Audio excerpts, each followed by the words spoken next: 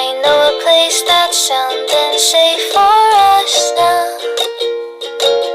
No need to hide or say goodbyes, leave them out.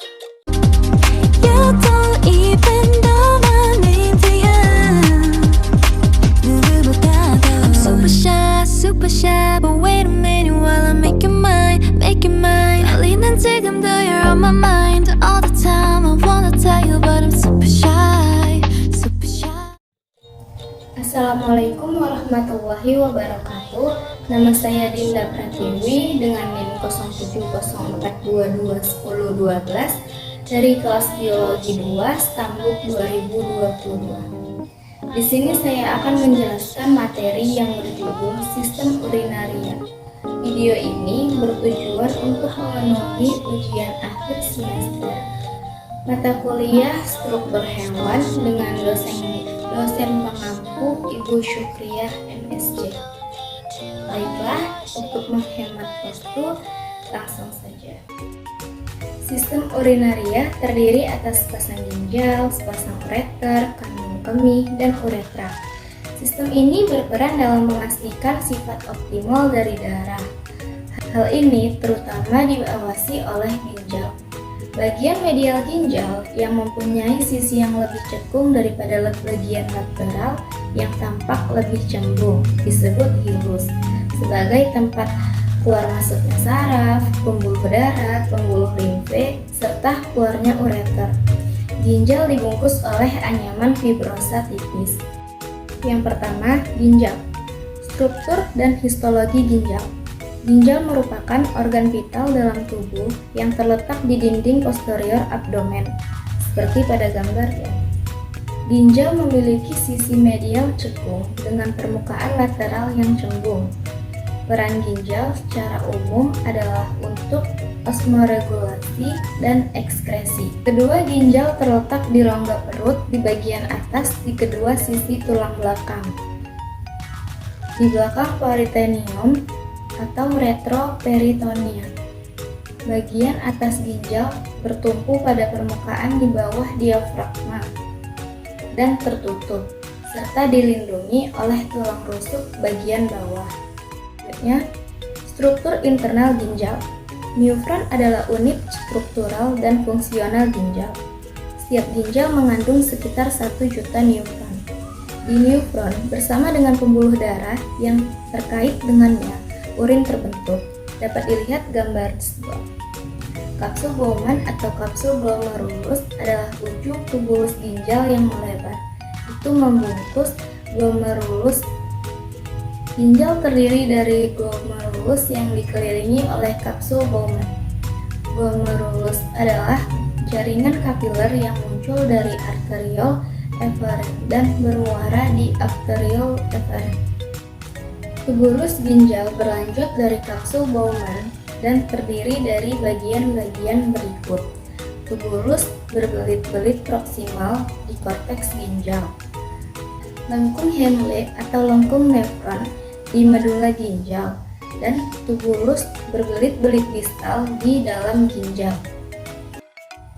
Kemudian histologi ginjal penuh. Yang pertama ada korteks ginjal, kedua ada medula ginjal, dan ketiga ada hilum. Yang pertama ada korteks ginjal. Korteks ginjal adalah lapisan terluar dari ginjal yang berada di antara medula ginjal dan kapsula Bowman. Ini adalah wilayah tempat neufron atau unit fungsional ginjal terletak dan berfungsi. Korteks mengandung berbagai struktur termasuk glomerulus yang merupakan jaringan pembuluh darah kecil yang melalui proses penyaringan darah.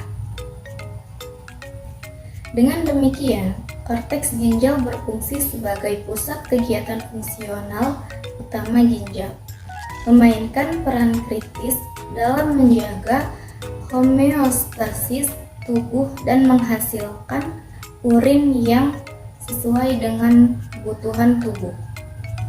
2. Medula ginjal. Medula ginjal adalah bagian dalam ginjal yang terletak dalam korteks ginjal. Fungsi medula ginjal melibatkan pengaturan keseimbangan air dan elektrolit dalam tubuh. Medula ginjal juga berperan dalam pembentukan urin, di mana struktur utama yang terlibat adalah piramida medula ginjal.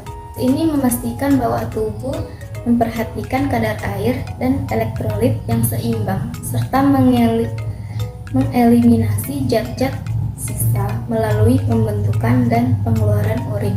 3. Hilum ginjal. Hilum ginjal adalah bagian pada ginjal di mana pembuluh darah, saraf, dan ureter masuk dan keluar. Fungsi hilum ginjal melibatkan penyediaan akses untuk pembuluh darah renal atau arteri dan vena, saraf-saraf, serta ureter yang membawa urin dari ginjal ke kandung kemih.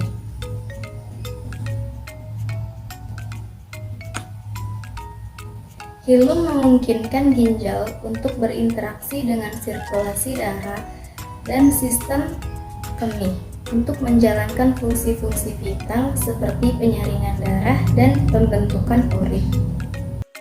Kemudian, pelvis ginjal. Dapat dilihat pada gambar. Pelvis ginjal adalah struktur yang terletak di dalam ginjal dan berfungsi sebagai saluran untuk mengumpulkan urin yang dihasilkan oleh ginjal. Setelah urin diproduksi di berbagai bagian ginjal, misalnya di tubulus dan tabung kolektif, urin tersebut mengalir ke pelvis ginjal sebelum dibawa ke kandung kemih melalui ureter. Pelvis ginjal memiliki bentuk menyerupai mangkuk dan terletak di dalam sinus renal, yaitu ruang di dalam ginjal tempat pelvis ginjal berada. Fungsi utama pelvis ginjal adalah mengumpulkan dan membawa urin dari ginjal ke sistem kemih untuk dieliminasi dari tubuh.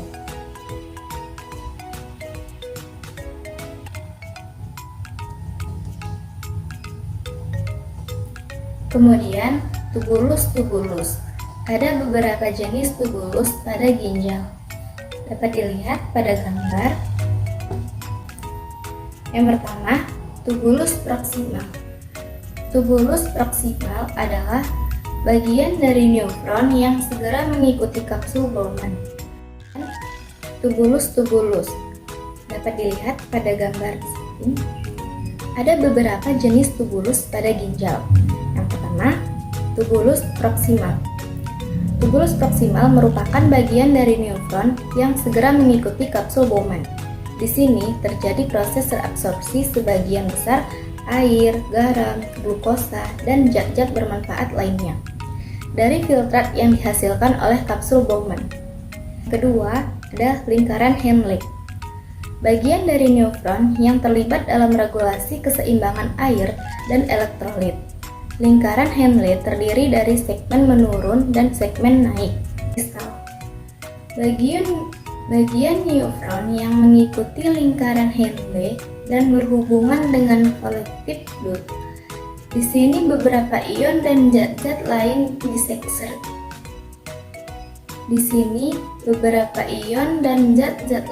disekresi di dalam urin, dan sebagian kecil reabsorpsi terjadi. Kapsul Bowman adalah bagian dari unit fungsional ginjal yang disebut nephron. Nephron adalah struktur dasar dalam ginjal yang bertanggung jawab atas penyaringan darah dan pembentukan urin.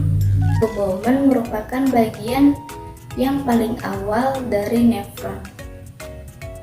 Arteri ginjal. Arteri ginjal adalah bagian integral dari sistem vaskular ginjal yang menyediakan pasokan darah yang kritis untuk fungsi normal ginjal. Setiap ginjal memiliki satu arteri ginjal utama yang berasal dari aorta abdominal, cabang dari arteri besar yang membawa darah dari jantung ke berbagai bagian tubuh. Arteri ginjal memainkan peran penting dalam menjaga kesehatan ginjal dan mengatur tekanan darah. Selanjutnya, lapisan ureter. Epitel ini dikelilingi oleh lamina propria dan submukosa yang terlipat, diikuti dengan sarung jalinan lapisan otot poros dan tunika adventitia. Urin bergerak dari pelvis renalis ke kandung kemih karena kontraksi peristaltik. Urotelium terdiri atas 3 lapisan berikut. Yang pertama, selapis sel basal yang terletak pada membran basal yang sangat tipis. Yang kedua, regio peralihan yang terdiri atas satu atau beberapa lapis sel yang lebih kolumnar. 3. Sebuah lapisan superficial sel bulbosa perihedral yang sangat besar yang disebut umbellocus. Kandung kemih. Kandung kemih adalah suatu kantong berotot yang dapat meregang sewaktu terisi dengan urin, atau mikrofag memperlihatkan lipatan mukosa, submukosa, dan muskularis dinding kandung kemih dengan pembesaran yang memperlihatkan epitel tradisional berlapis. Lamina propria kandung kemih dan jaringan ikat irregular padat submukosa. Banyak vaskularisasi. Muskularis terdiri atas 3 lapisan yang tidak terbatas tegas. Secara kolektif disebut otot destrusor yang berkontraksi mengosongkan kandung kemih. 4. Uretra. Uretra merupakan suatu saluran yang membawa urin dari kandung kemih keluar. Mukosa uretra memiliki lipatan longitudinal yang besar, yang memberikannya tampilan khusus dalam potongan melintang. Pada pria, dua duktus untuk transport sperma selama ejakulasi menyatukan uretra di kelenjar prostat. Urin diangkut oleh ureter ke kandung kemih tempat urin disimpan sampai dikeluarkan selama miksi melalui uretra. Sekian materi yang dapat saya sampaikan. Lebih dan kurangnya saya mohon maaf. Wabillahi taufiq wal hidayah. Wassalamualaikum warahmatullahi wabarakatuh.